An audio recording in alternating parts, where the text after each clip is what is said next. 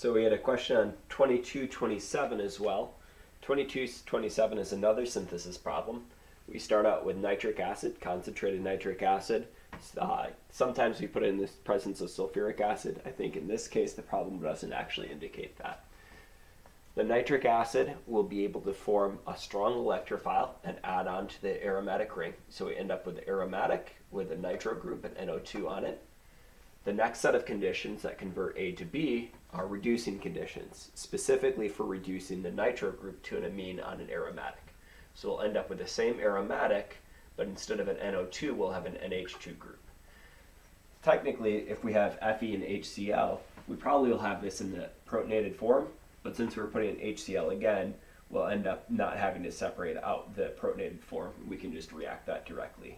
We have the NaNO2, that's the sodium nitrite. Sodium nitrite is the starting point for a Sandmeyer reaction. So we're going to create the diazonium salt, where we have now, instead of NH2, we have an N2 group. That's positive and it's balanced by whatever other counter ion is present. Since we have HCl here, we now will have the Cl attached at this location, or the Cl as the counter ion rather. This is fairly reactive with copper salts, and so we can take this copper salt and swap out the N2 group for this cyano group.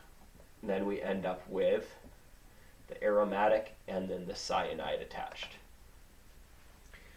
At the same time, the question also asks us to take benzene and react it with bromine in the presence of ferric bromide. That's the conditions to install bromine anywhere on the ring. So that's our E product.